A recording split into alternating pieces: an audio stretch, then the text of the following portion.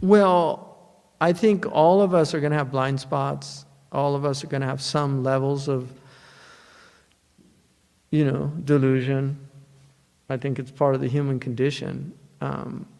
If the veils were lifted, most of us, as Imam al-Ghazali says, if the veils were lifted, we would be wandering in the forest saying, Subhanallah.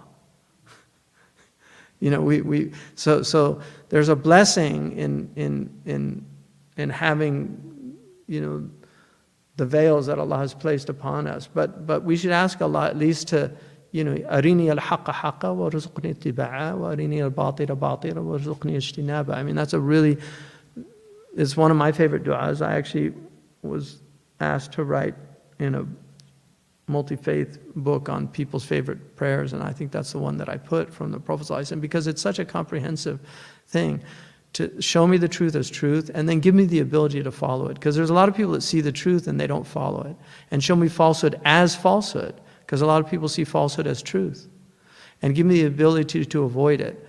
So we just ask Allah.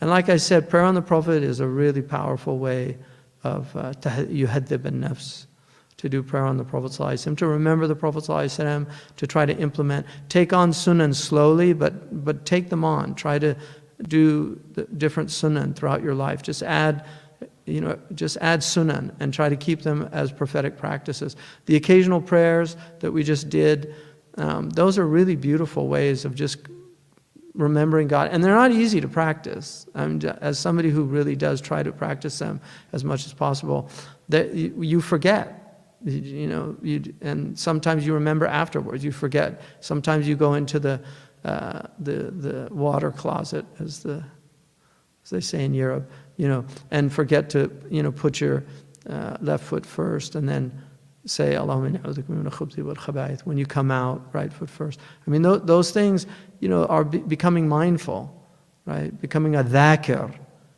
and they're really powerful ways of just becoming more present. And the more you do that, the closer you get to following the sunnah of the Prophet ﷺ, the less delusional you're going to be.